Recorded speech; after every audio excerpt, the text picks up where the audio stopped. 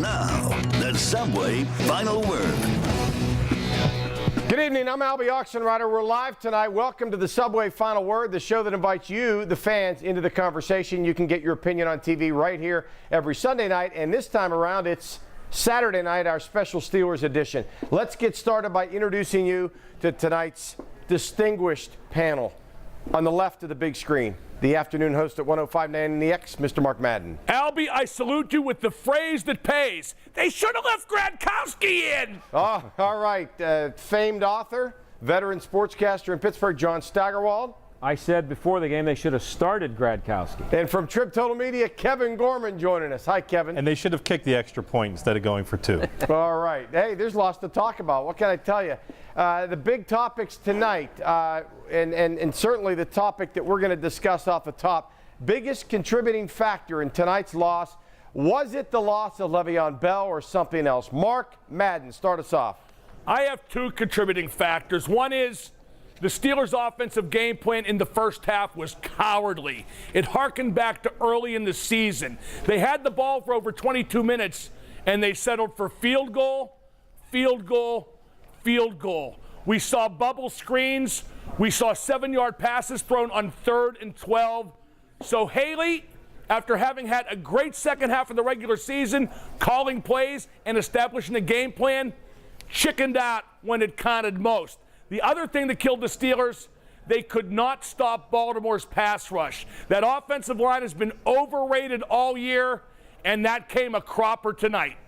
All right, John Steigerwald. Well, we've been talking about it all night. The penalties, they had 114 yards in penalties. They came at bad times, not that they very often come at good times. And it goes back to what Mark said. It's field goals instead of touchdowns, and it goes back to what we talked about early in the year when we thought this team was looking like a 7-9 or 6-10 team.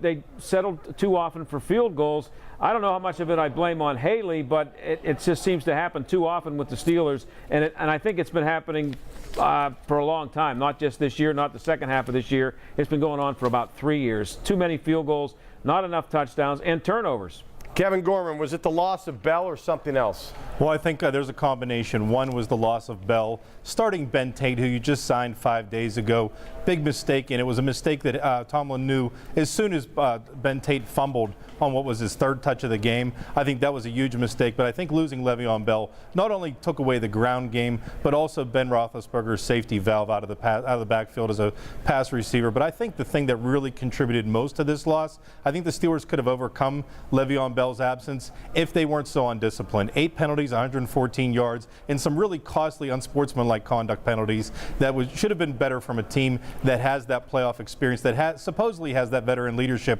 And that's a big concern to me, that the young guys and that the guys that are supposed to be role players made such costly penalties and so many dumb plays. All right, thanks. Well, now, to be fair, Kevin, that only happened because they're stupid. A reminder to keep your comments coming. You can find us on Twitter at WPXI Final Word and on Facebook at The Final Word.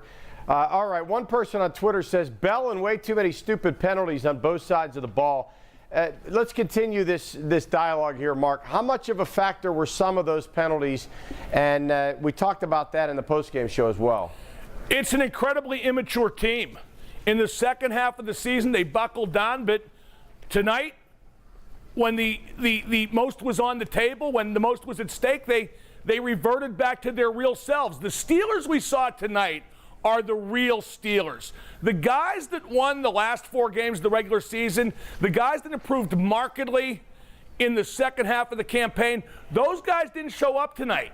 The real Steelers showed up, the immature Steelers, the dumb Steelers, the Steelers who weren't ready to win a big game. And Charlie Batch tweeted moments ago that the Steelers should give back their "We Run the AFC North" t-shirts, because if you lose to a divisional rival in a playoff game, you're not running anything. All right, let's check back with Twitter. Lots of comments coming in from new viewers tonight. Bill says Mike Mitchell was the worst player on the field, and the question is, was he a bust as a replacement for Ryan Clark, Stag? I don't even know if bust covers it. Ryan Clark was not exactly having an all-pro year last year before he left. I think most people were surprised he got another job in Washington. But Mike Mitchell, from the minute he's gotten here, the only thing this guy has shown is an ability to take cheap shots and stupid penalties. I don't think you can name 3 big plays that he made all year. I'll bet we You could. can't name 3 plays, period. I know, and I think we could probably in about 5 minutes come up with about 14 terrible cheap shot penalties he came up with. Really, Buss doesn't cover it. What do you think, Kevin? Well, I think the thing about this game that really was emphasized on the playing field was that the Baltimore Ravens were the tougher team. They were the nastier team. They were the team that brought the pressure. They were the team that intimidated their opponent. The Steelers came off looking like cheap shot artists who took bad penalties and then whined about those bad penalties. And the Ravens took advantage of every mistake the Steelers made in that regard. Mark, how do you judge Kevin's beard? I like it.